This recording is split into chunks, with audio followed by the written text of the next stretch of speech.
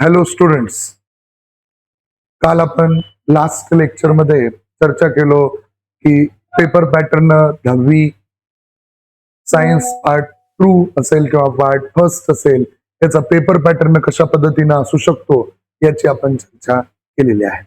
कोणते क्वेश्चन कशा पद्धतीने विचारले जाऊ शकतात किंवा कोणत्या क्वेश्चनला जास्त वेटेज आहे, कोणत्या क्वेश्चनला जास्त मार्क आहेत आणि कोणत्या क्वेश्चनची तयारी जास्त केली पाहिजे जेणेकरून आपल्याला बोर्डामध्ये 100 आउट ऑफ 100 स्कोर करता येईल. तर आपण ऍक्च्युअल सिलेबसला आता स्टार्ट करत आहोत.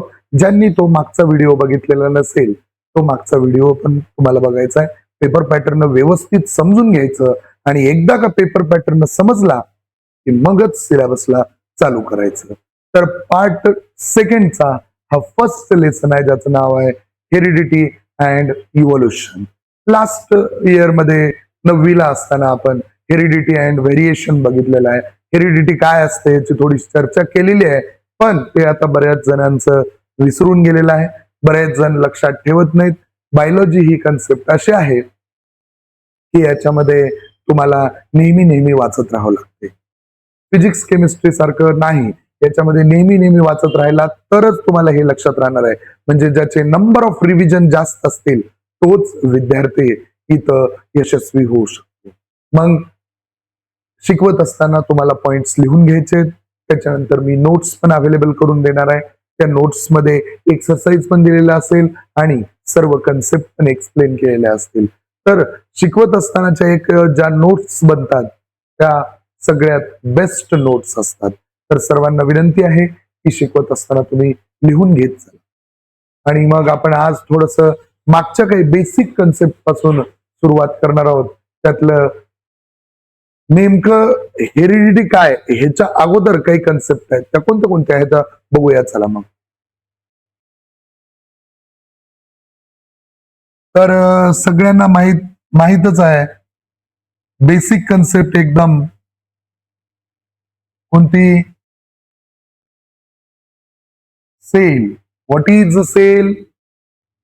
सगळ्यांना माहित असेल. सेल काय? मग थोडं आठवण्याचा प्रयत्न केलात का तुम्ही?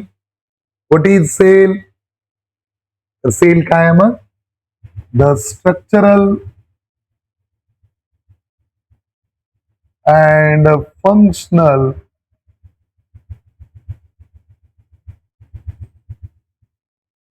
unit of body. The structural and functional unit of a body. याच्यामध्ये आपण चर्चा करणार आहोत की स्ट्रक्चरल युनिट कशाला आणि फंक्शनल युनिट कशाला म्हणतात. तर आपण थोडस मायक्रो लेवलला विचार करूया की आपण आपली बर्थ डेट सांगतो. समजा माझी बर्थ डेट मी सांगितली 10/1/1993 ही माझी बर्थ डेट आहे. मग आता या बर्थ डेटला आपला जन्म झाला म्हणजे वेल डेव्हलप्ड बॉडी त्या दिवशी तयार झाली, पण त्याची प्रोसिजर बॉडी बनण्याची अगोदरच चालू झाली होती. सगळ्यांनी त्याच प्रोसिजरने जन्म झालेला आहे की 9 महिने अगोदर आपली बॉडी बनायला चालू झाली. जेव्हा आपला बॉडी बनण्याचा पहिला दिवस होता, तो पहिला दिवस किंवा 0 to 14th डे पर्यंत आपल्या बॉडीमध्ये किती सेल होत्या? एकच सेल होत्या. त्याला म्हणतात स्टेम सेल. आपण पुढे हळूहळू स्टडी करणार आहोत स्टेम सेल कशाला म्हणायचं. मग स्टेम सेल बॉडीमध्ये किती दिवस होत्या? 0 to 14th डे.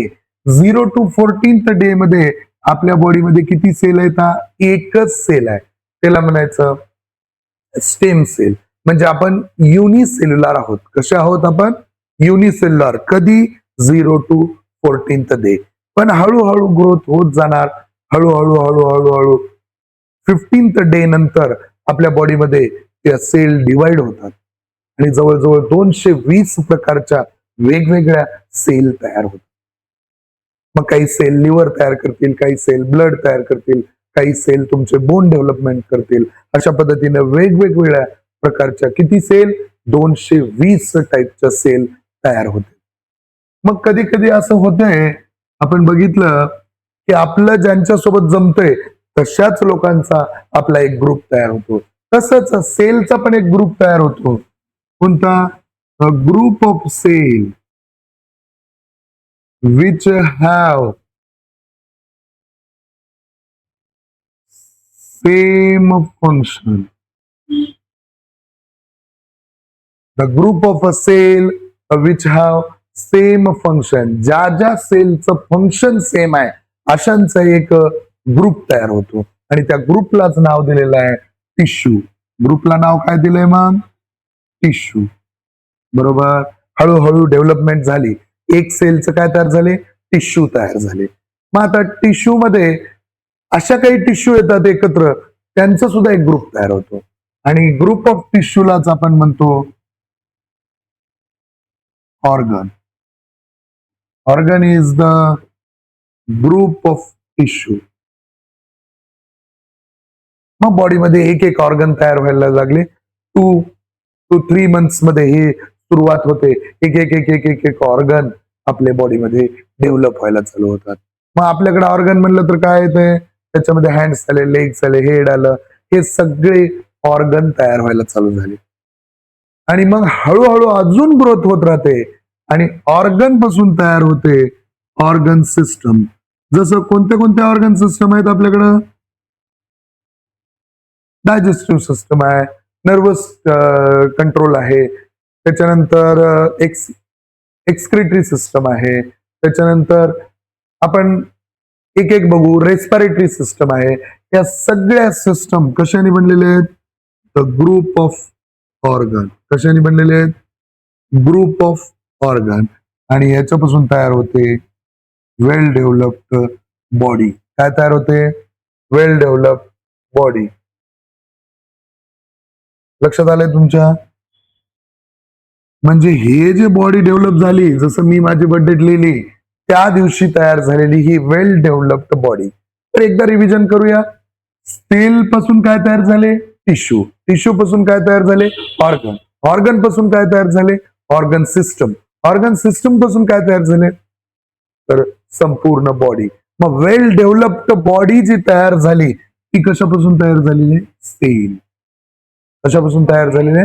सेल. जसं मॅटर एक म्हणतो आपण, मॅटर तो कशापासून बनलेला आहे? स्मॉलेस्ट पार्टिकल ज्याला आपण म्हणतो ऍटम.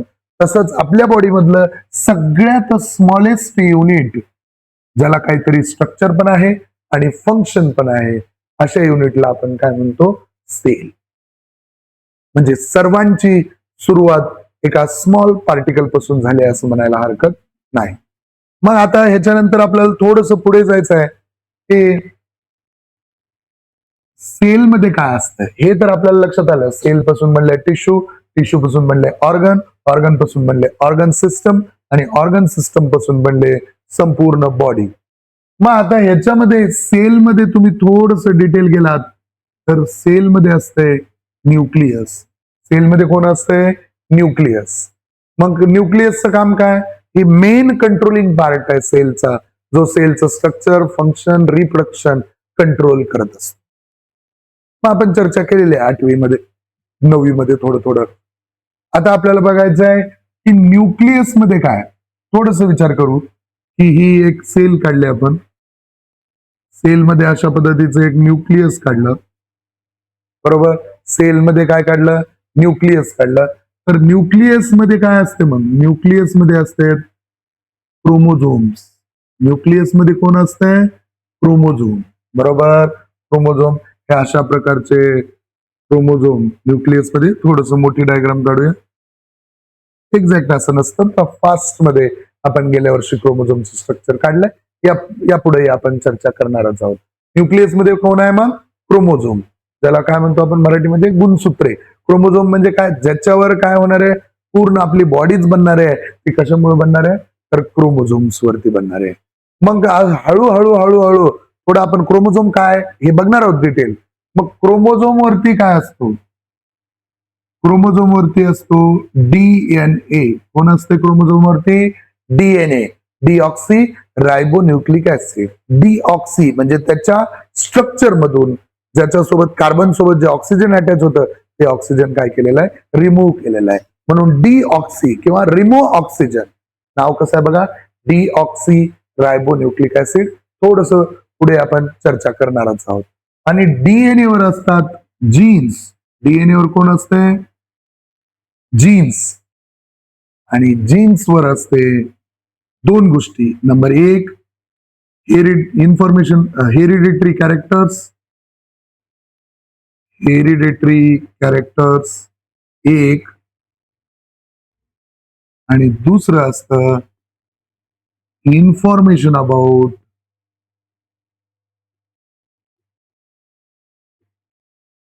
Protein synthesis. काय असतं मग? Information about the protein synthesis. नेमकं काय प्रोटीन सिंथेसिस? हे जीन्स पॅरेंट्स कडून ऑफस्प्रिंग कडे म्हणजे चाइल्ड कडे पाठवले जातात. जीन्स पॅरेंट्स कडून कुठे पाठवले जातात? चाइल्ड कडे किंवा ऑफस्प्रिंग कडे. पण हे जीन्स पाठवत असताना जीन्स सोबत काय जाणार आहे? एक जाणार आहे हेरिडिटरी कॅरेक्टर्स. अजून काय जाणार आहे? तर दुसरं आहे information about the protein synthesis. मग तुमच्या डोक्यामध्ये आले असेल की प्रोटीन सिंथेसिस काय असते? तर पॅरेंट्स मधून ऑफस्प्रिंग मध्ये जीन्स पाठवत असताना तयार होते एक प्रोटीन, आणि हे प्रोटीन कशा पद्धतीने तयार होतं आणि हे प्रोटीन पुढे पाठवलं जातं. म्हणजे आपली बॉडी सगळी कशाने बनलेली आहे? प्रोटीननं बनलेली आहे. प्रोटीन कशापासून बनलेलं आहे? अमायनो ऍसिड पासून बनलेलं आहे. थोडस पुढच्या लेक्चरमध्ये आपण चर्चा करणार आहोत. म्हणजे हे प्रोटीन सिंथेसिस झाल्याशिवाय आपली बॉडी बनू शकत नाही, प्रोटीन शिवाय आपली बॉडी बनू शकत नाही. जर आपल्याला विकनेस आला तर डॉक्टर आपल्याला सहज सांगतं प्रोटीन शेक घ्या, किंवा आपल्या बॉडीमध्ये कुठली जखम झाली, ऍक्सिडेंट झाला, कुठं जखम झाली, ती जखम सुद्धा भरून निघण्यासाठी तुम्हाला गरज कशाची आहे? प्रोटीनची. म्हणजे पूर्ण प्रोटीन आपली बॉडीचं बेसिक बिल्डिंग ब्लॉक म्हणलं तरी चालतंय. जसं एखादं घर बांधण्यासाठी वाळू, विटा, सिमेंट हे जसं बेसिक बिल्डिंग ब्लॉक्स असतात, तसं आपल्या बॉडीचं बेसिक बिल्डिंग ब्लॉक म्हणलं तर कोण आहे? प्रोटीन. प्रोटीन शिवाय बॉडी बनवू शकत नाही. मग हे प्रोटीन पुढे पाठवत असताना कुठून? पॅरेंट्स मधून ऑफस्प्रिंग मध्ये. त्या प्रोसेसला आपण काय म्हणूया? Protein synthesis. आणि हे प्रोटीन सिंथेसिसची इन्फॉर्मेशन कुठं असते? जीन्सवर. जीन्स कुठे आहेत? डीएनए वर. मग म्हणता येईल का प्रोटीन सिंथेसिसची इन्फॉर्मेशन डीएनए वर आहे? पण डीएनए कुठे आहेत? क्रोमोझोमवर. मग क्रोमोझोमवरच सुद्धा प्रोटीन सिंथेसिसची इन्फॉर्मेशन आहे असं म्हणायला हरकत नाही. लक्षात येते तुमच्या? एवढं बेसिक आहे पहा, एकदम इझी. सेल पासून बनले टिश्यू, टिश्यू पासून बनले ऑर्गन, ऑर्गन पासून बनले ऑर्गन सिस्टम, आणि ऑर्गन सिस्टम पासून बनली संपूर्ण बॉडी. हे तर बघितलं. थोडस डिटेल जाऊ. सेलमध्ये कोण? न्यूक्लियस. न्यूक्लियस मध्ये कोण आहे? क्रोमोझोम. हे क्रोमोझोम, आणि क्रोमोझोमवर इथं हे अशा पद्धतीचं स्ट्रक्चर असतं. हे क्रोमोझोमवर कोण असतो? डीएनए. आणि डीएनए ला झूम करा, डीएनए चे तुकडे तुकडे करा. एक एक एक एक तुकडा कशाने बनलेला आहे? न्यूक्लियोटाइडनी, त्यालाच म्हणूया आपण जीन्स. आणि जीन्सवर काय मग? Hereditary characters. हेरिडिटरी कॅरेक्टर्स काय असतील? की तुम्ही तुमचं आपला कलर कसा असेल, आपलं फेस कसं असेल, त्याच्यानंतर सगळ्या गोष्टीचे हाईट कशी असेल, त्याच्यानंतर डोळ्यांचा कलर कसा असेल, आपण कशा पद्धतीचं आपलं. आता कॅरेक्टर दोन प्रकारचे असतात, एक फिजिकल, एक मेंटल कॅरेक्टर. फिजिकल कॅरेक्टर बघा, पॅरेंट्स मधून ऑफस्प्रिंग मध्ये कॅरेक्टर एखादं ट्रान्सफर झालं. कलर, तर कलर आपला एक्झॅक्टली मम्मी सारखा किंवा पप्पांसारखा असू शकतो. आता पॅरेंट्स मध्ये हे दोघंच येत नाहीत, त्याच्या मागचे आजी आजोबा ते पण येतात. ते पण मी उदाहरण तुम्हाला सांगणार आहे. मग ह्याच्यामध्ये जे जीन्स ट्रान्सफर करत असताना आपल्याला कोणासारखा कलर येणार हे सगळं कशावर कळतंय? Hereditary characters. आणि गेल्या वर्षी आपण बघितलं नेमकं कोणते कॅरेक्टर ऍक्टिव्हेट होतील. पॅरेंट मम्मी मधून आलेले कॅरेक्टर ऍक्टिव्हेट होतील का फादर मधून आलेले कॅरेक्टर ऍक्टिव्हेट होतील? डॉमिनंट आणि रेसेसिव्ह कॅरेक्टर आपण चर्चा केलेली आहे. हेरिडिटरी कॅरेक्टर्स म्हणजे सगळे कॅरेक्टर आले ज्याच्यामध्ये आपलं पूर्ण शरीर कसं बनणार आहे हे होते. पण काही मेंटल कॅरेक्टर सुद्धा असू शकतात. काय असतील ते मेंटल कॅरेक्टर? बघा, तुम्ही एखाद्या ठिकाणी फॅमिलीमध्ये बघा की वडिलांचा स्वभाव एकदम रागीट आहे, तर मुलाचा स्वभाव सुद्धा तसा होऊ शकतो. मग आपलं सहज बोलताना सोप्या भाषेत म्हणलं जातंय की बाबा हे कुणावर गेले, तर हे वडिलांसारखं आहे किंवा आजोबांसारखं आहे, की म्हातारवी लय रागीट स्वभावाचं होतं आणि आता नातू पण तसाच झालाय. म्हणजे लक्षात घ्या, तुमच्यामध्ये आलेलं एखादं कॅरेक्टर हे काही सरप्राईज नाही. हे मागत पिढीमध्ये कुठल्या ना कुठल्या आजी आजोबा किंवा त्याच्या मागचे अशा पद्धतीनं कुठल्या ना कुठल्या एक कॅरेक्टर पुढे ट्रान्सफर होते. असं होत नाही की फक्त मम्मीचा कलर आपल्यामध्ये आला तर मम्मीची हाईट असं येते असं नाही. सगळेच कॅरेक्टर एकच पॅरेंट्स मधून मम्मी किंवा पप्पाचे येतील असं नाही. सगळीकडून आपल्याला कोणतं कॅरेक्टर आजीचं मिळते ते मम्मीकडच्या आजीचं मिळते. कोणतं कॅरेक्टर इकडच्या आजोबाचं मिळू शकते ते पप्पाकडच्या आजोबाचं. म्हणजे अशा पद्धतीने आपण एक युनिक बॉडी आपली तयार होते. कोणतं कॅरेक्टर कधी ऍक्टिव्हेट होईल हे सांगणं जवळजवळ अशक्यच. मग अशी एक युनिक बॉडी आपली तयार होते. म्हणून सगळ्यांनी स्वतःला कमी समजायचं नाही. आपण या देशामध्ये किंवा या जगामध्ये जेवढी लोकसंख्या आहे त्याच्यामध्ये आपण कसे आहोत, युनिक आहोत. आपल्यासारखं कोणच नाही. मग आता एक एक एक एक स्टडी करू आपण की क्रोमोझोम कशाला म्हणायचं, कोणतं क्रोमोझोम कशाला म्हणायचं, नेमकं क्रोमोझोम काय, हे आपल्याला थोडं थोडं चर्चा झालेली आहे. इकडचा पोर्शन न्यूक्लियस पण बघितलेला आहे, पण नेमकं क्रोमोझोम काय जे आपल्याला हेरिडिटी अँड इव्होल्युशन साठी लागणारा पोर्शन आहे, तोच पोर्शन आपण चर्चा करणार आहोत. तर याच्यामध्ये आपण चर्चा करूया व्हॉट इज द क्रोमोझोम. हे अशा पद्धतीचं स्ट्रक्चर तुम्ही क्रोमोझोमचं ड्रॉ केलेलं आहे, डायग्राम काढलेले आहे. हे स्ट्रक्चर अशा पद्धतीचं स्ट्रक्चर ड्रॉ केलेलं आहे. आणि हे इथं जे असं पोर्शन आहे, मी जसं आता म्हणालो की क्रोमोझोमवर कोण आहे, मग डीएनए. क्रोमोझोमवर कोण आहे, डीएनए. मग इकडं क्रोमोझोमच्या स्ट्रक्चर मध्ये एक आर्म काढलंय, याला नाव दिलं पी आर्म. हे एवढं, हे कोणतं आहे, पी आर्म. असंच एक या बाजूला निघालेलं आहे, हे कोणतं आर्म आहे, क्यू आर्म आहे.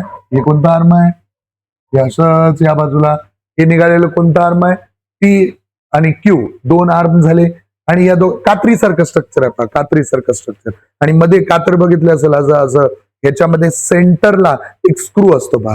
हे स्क्रू सारखं स्ट्रक्चर जे इथं आहे याला म्हणायचं सेंट्रोमियर. काय म्हणायचं याला, सेंट्रोमियर. लक्षात आलं. म्हणजे कात्री सारखं स्ट्रक्चर आहे. कात्रीचा एक पार्ट म्हणलं तर पी आर्म, दुसरा पार्ट म्हणलं तर क्यू आर्म, आणि मध्ये जो स्क्रू आहे तो काय आहे, सेंट्रोमियर. आणि या सेंट्रोमियरच्या पोझिशन वरूनच क्रोमोझोमचे 4 प्रकार पडतात. ते गेल्या वर्षी आपण चर्चा केलेली आहे. तरी पण ओझरचं रिव्हिजन, मेटासेंट्रिक, सब मेटासेंट्रिक, अॅक्रोसेंट्रिक आणि टेलोसेंट्रिक अशा पद्धतीचे व्ही शेप, एल शेप, जे शेप, आय शेप अशा पद्धतीचे 4 टाईप आपण बघितलेले आहेत. जर थोडं कन्फ्युज होत असेल तर मागच्या आमचे लेक्चर किंवा 9वीच्या टेक्स्टबुक मध्ये जाऊन तुम्ही परत एकदा रिव्हिजन करू शकता. मग आपण काय काय बघितलं, क्रोमोझोम मध्ये काय आहे, मग एक पी आर्म, दुसरं काय आहे, क्यू आर्म, सेंटरला कोण आहे, सेंट्रोमियर, आणि एका आर्मवर समजा क्यू आर्मवर कोण आहे, डीएनए. म्हणजे क्रोमोझोमचा एक पार्ट किंवा एका आर्मवर कोण आहे, डीएनए. जसं आपण लिहून दिलं की क्रोमोझोमवर कोण आहे, डीएनए. मग ह्या डीएनए वर पुन्हा कोण आहे, जीन्स. या पद्धतीनं थोडस डिटेलमध्ये आपण पुढे जाणार आहोत. मग क्रोमोझोमचं काम काय, मग हे structure in the nucleus. Chromosome काय, मग chromosome is the structure in the nucleus. काय करते मग, it carries the hereditary characteristics. It carries the hereditary characteristics. थोडं डिटेल सांगायचं म्हटलं तर न्यूक्लियस मध्ये क्रोमोझोम आहे ज्याच्यावर हेरिडिटरी कॅरेक्टर्स आहेत. अजून डिटेल सांगायचं म्हटलं तर क्रोमोझोमवर आहे डीएनए, डीएनए वर आहे जीन्स, आणि या जीन्सवर हे कॅरेक्टर असतात. कोणते कॅरेक्टर, हेरिडिटरी कॅरेक्टर्स. पण जनरल बोलताना काय म्हणूया, chromosome is the structure in the nucleus of the cell which carries the hereditary characteristics. मग आता हे कशाने बनलेलं आहे, एक तर गोष्ट लक्षात आली बाबा, क्रोमोझोमवर कोण आहे, डीएनए. डीएनए म्हणजे कोण आहे, डीऑक्सीरायबो न्यूक्लिक ऍसिड. कोणता ऍसिड आहे, न्यूक्लिक ऍसिड. मग ह्या जे न्यूक्लिक ऍसिड न बनलेलं आहे, एक तर गोष्ट लक्षात आली, क्रोमोझोम कशाने बनलेला आहे, न्यूक्लिक ऍसिड न बनलेला आहे. मग आता लक्षात घेऊ नेमकं हे न्यूक्लिक ऍसिड आणि दुसरं म्हणजे कोण आहे, प्रोटीन. मग लक्षात घेता येते आपल्याला की प्रोटीन शिवाय आपली बॉडी बनू शकत नाही. प्रोटीन आपल्या बॉडीचं काय आहे, बेसिक बिल्डिंग ब्लॉक आहे. मग 2 गोष्टीनं क्रोमोझोम बनलेला आहे. नंबर 1 प्रोटीन, हे तर कन्फर्म आहे, आणि दुसरं कोण आहे तर प्रोटीनवर हे अशा पद्धतीचं जे स्ट्रक्चर आहे ते स्ट्रक्चर कोणतं आहे, डीएनए. डीएनए म्हणजेच कोण आहे, न्यूक्लिक ऍसिड. डीएनए म्हणजेच कोण आहे, न्यूक्लिक ऍसिड. मग आपण काय बघितलं आता, chromosome is the structure in the nucleus which carries the hereditary characteristics. म्हणजे क्रोमोझोम एक न्यूक्लियस मधलं असं स्ट्रक्चर आहे ज्याच्यावरती हेरिडिटरी कॅरेक्टर्स आहेत. क्रोमोझोम कशाने बनलेला आहे? दोन गोष्टी, एक प्रोटीन आणि दुसरं कोण आहे मग? Nucleic acid. ह्या काही गोष्टी आहेत, तुम्ही लिहून घेऊ शकता. डायग्राम तुमच्याकडे आहे, तुम्ही थोडस प्रॅक्टिस करू शकता. हा पोर्शन कुठला आहे? 9वीचा पोर्शन आहे, पण तरी सुद्धा आपल्याला बेसिक कन्सेप्ट साठी हे गरजेचं आहे. ओके, नोट डाऊन करू शकता तुम्ही, काही अडचण नाही. मग लिहून घेतलात आपण. आता आपल्याला समजून घ्यायचं आहे. क्रोमोझोम समजून घेतलं, स्टेप बाय स्टेप जाऊ. सेलमध्ये होतं न्यूक्लियस, न्यूक्लियस मध्ये क्रोमोझोम. क्रोमोझोमवर कोण आहे? आता क्रोमोझोमवर कोण आहे? तर डीएनए. डीएनए वर कोण आहे? जीन्स. मग पहिले समजून घेऊ डीएनए. ओके, तर डीएनए स्ट्रक्चर समजून घ्यायचं आहे आपल्याला. तर डीएनए म्हणलं तर काय, लॉंग फॉर्म काय येईल? Deoxyribonucleic acid. Deoxy म्हणजे ज्याच्यामध्ये ऑक्सिजन नाही. मेन डिफरन्स जो डीएनए आणि आरएनए मध्ये आपण चर्चा करणार आहोत तेव्हा बघणार आहोत. Deoxyribonucleic acid. Nucleic acid शब्दामध्ये थोडस फोकस करूया आपण. Nucleic nucleic acid. न्यूक्लिक म्हटलं तर न्यूक्लियस मध्ये असणार ऍसिड, बरोबर. कुठं असणार? न्यूक्लियस मध्ये असणार ऍसिड, म्हणून त्याचं नावच पडलं न्यूक्लिक ऍसिड. काही पॉइंट समजून घेऊया. क्रोमोझोम कशाने बनलेला असतो? Chromosomes are mainly made up of DNA. Chromosome कशाने बनलेले असतात? डीएनए ने बनलेले असतात. आणि डीएनए ला न्यूक्लिक ऍसिड का म्हणतात? तर एक महत्वाचं, initially it was reported only in the nucleus of the cell. सुरुवातीला असं शोध करत लावत असताना काही सायंटिस्ट इन्फॉर्मेशन आपण बघणार आहोत आता पुढच्या काही लेक्चर मध्ये, तेव्हा समजेल तुम्हाला की डीएनएचं मॉडेल किंवा डीएनएचे जे डायग्राम आहे हे जे समोर तुम्हाला दिसायला लागले, असं स्ट्रक्चर कुठल्या सायंटिस्टनी शोधून काढलं आपण चर्चा करणारच आहोत. म्हणजे काय, सुरुवातीला हे ऍसिड कुठं भेटत होतं? फक्त सेलच्या न्यूक्लियस मध्ये, असं त्यावेळेच्या सायंटिस्टला वाटायचं. आणि म्हणून त्याचं नाव न्यूक्लियस मध्ये भेटणार ऍसिड म्हणून नाव काय दिलं? Nucleic acid. काही अडचण? कुठं भेटणार ऍसिड आहे? ही न्यूक्लियस मध्ये भेटणार ऍसिड म्हणून नाव काय दिलं त्याचं? Nucleic acid. दोन पॉइंट आपण चर्चा केली की chromosomes are mainly made up of DNA. Chromosome कशापासून बनलेला आहे? डीएनए पासून बनलेला आहे. क्रोमोझोम कशापासून बनले? आपण जे क्रोमोझोम स्ट्रक्चर या पद्धतीने काढलं होतं आणि इथं जे दाखवलं होतं असं, हे कोणतं होतं स्ट्रक्चर? डीएनए. मग chromosomes are mainly made up of DNA. This acid was initially this acid was reported only in the nucleus of the cell, म्हणून त्याचं नाव काय दिलं? Nucleic acid. कळतं एवढं? मग हा जो डीएनएचा जो मॉलिक्यूल आहे कुठून प्रेझेंट आहे, कुठं कुठं प्रेझेंट आहे, याची रेंज काय डीएनए मॉलिक्यूलचे? तर डीएनए मॉलिक्यूल तुमच्या लक्षात येत असेल किंवा ऐकलं असेल 2.2 मीटर एवढा लांब आहे. 2.2 मीटर. बघा आपली स्केल असते 15 सेंटीमीटरची, तर हे मीटर मध्ये आहे. 1 मीटर मध्ये 100 सेंटीमीटर. या पद्धतीने जर बघितलात तुम्ही तर तुमच्या लक्षात येईल डीएनएच्या मॉलिक्यूलची लेंथ किती आहे.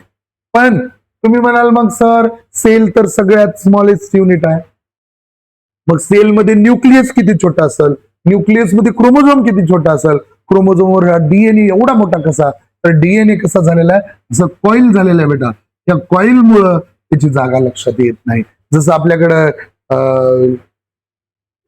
हे कॉईलची सिगडी असते पहा, त्याच्यामध्ये बघितलं असेल एक तार आहे खूप मोठी दिसते, पण जेव्हा तुम्ही कॉईल कराल ते कमी जागेत बसते. आलं लक्षात? हे एक समजून घेतलं आपण की डीएनए ची लेंथ किती आहे? 2.2 मीटर अप्रॉक्सिमेटली. मग डीएनएचा मॉलिक्यूल कुठून प्रेझेंट आहे? डीएनएचा मॉलिक्यूल प्रत्येक ऑर्गॅनिझम मध्ये प्रेझेंट आहे. सगळ्यात स्मॉल जर आपण घेतलं तर व्हायरस पासून ते पूर्ण वेल डेव्हलप ह्युमन पर्यंत, हे तर लिव्हिंग पण नाही नॉन लिव्हिंग पण नाही. कोणाचं तर बॉडीमध्ये असेल तर ते लिव्हिंग आहे. व्हायरस जसं सर्दी झाली, सर्दीचा व्हायरस आपल्या बॉडीमध्ये असेल तर ते जिवंत आहे. जसंही बाहेर पडला हवेमध्ये 6 सेकंदात 7 सेकंदात ते मरून जाते. म्हणजे असा जो व्हायरस आहे जो लिव्हिंग पण नाही नॉन लिव्हिंग पण नाही, बाउंड्री आहे, यांच्या बॉडीमध्ये सुद्धा डीएनए मॉलिक्यूल प्रेझेंट आहे. कोण प्रेझेंट आहे? डीएनए मॉलिक्यूल प्रेझेंट आहे. मग आपण समजून घेऊया की डीएनएचं कोणतं कोणतं बघितलं?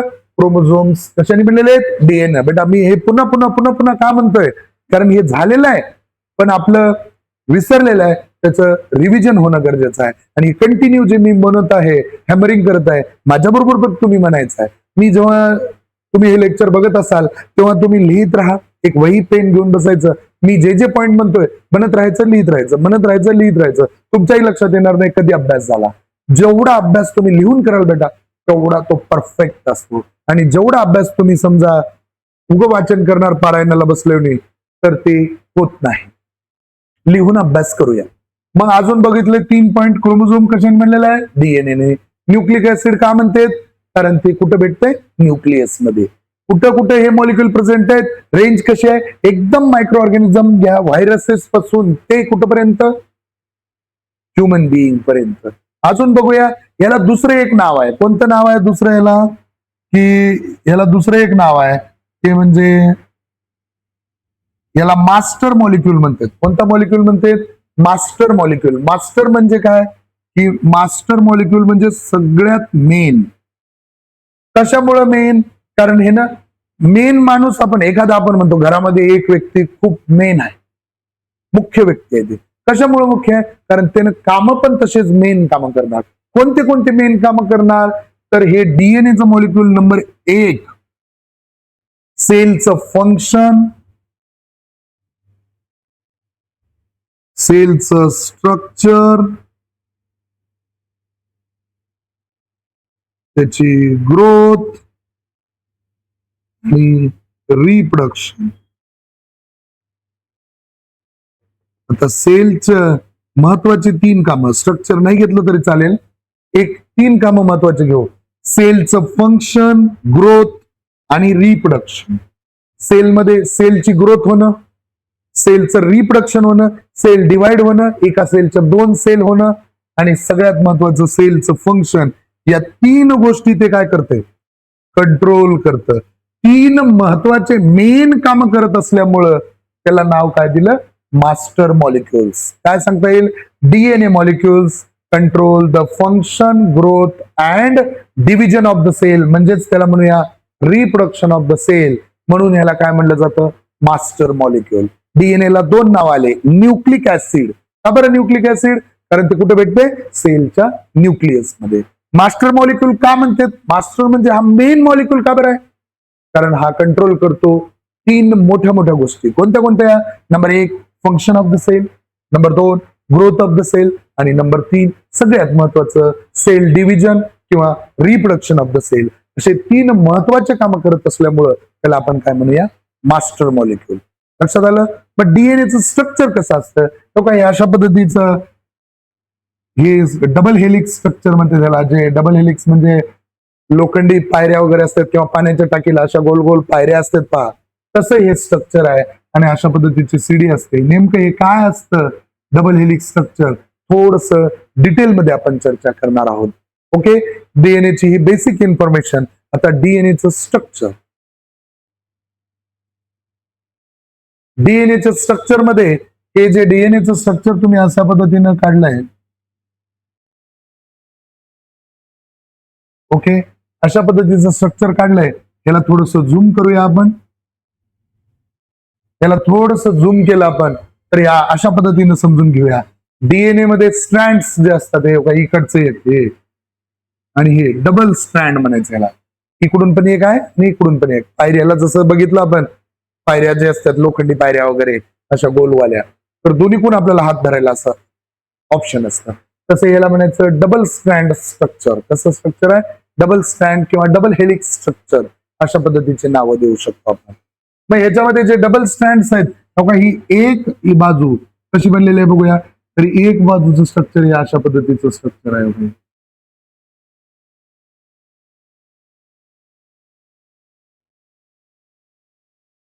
हे अशा पद्धतीचं स्ट्रक्चर एक बाजू आणि तसंच स्ट्रक्चर दुसऱ्या बाजूला आहे. कशा पद्धतीचं स्ट्रक्चर आहे बघा.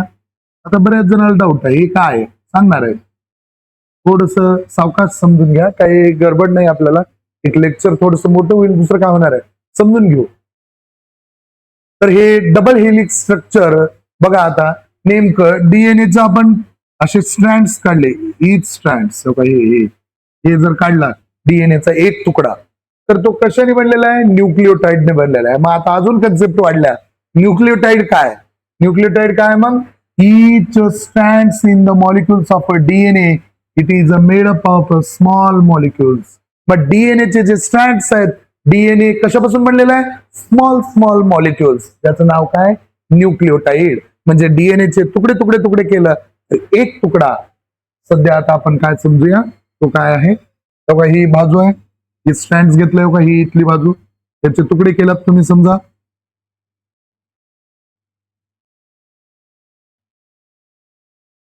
असे तुकडे केलात तुम्ही, तर हा एक तुकडा, एक न्यूक्लिओटाइड, हा दुसरा तुकडा, हा तिसरा, हा चौथा. म्हणजे याचा अर्थ काय? की ही एक तुकडा समजा तुम्ही, हा दुसरा समजा, हा तिसरा समजा. बघा ही एक, इकडून गेलं तर हे दोन, हे तीन. हे तीन स्ट्रँड्स म्हणजे तीन न्यूक्लिओटाइड झाले. मग आता डीएनए कशापासून बनलेला आहे? न्यूक्लिओटाइड पासून बनलेला आहे. डीएनए कशापासून बनलेला आहे? न्यूक्लिओटाइड पासून बनलेला आहे. मग न्यूक्लिओटाइड कशापासून बनलेले आहेत समजून घेऊ. न्यूक्लिओटाइड बनतात तीन गोष्टीपासून. थोडस एक फ्लो चार्ट तयार करू आपण. डीएनए बनलेला आहे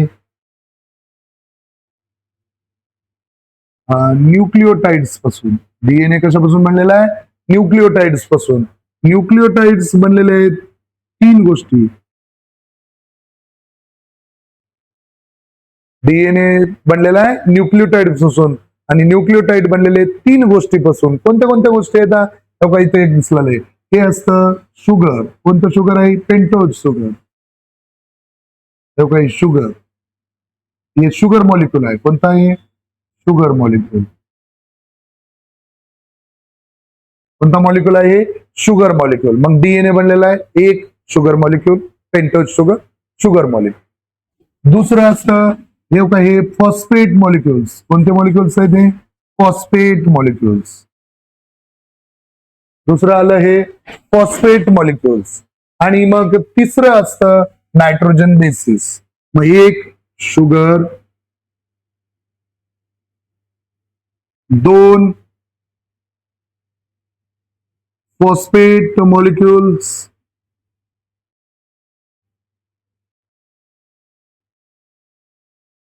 आणि मग तिसरं आहे नायट्रोजन बेसिस.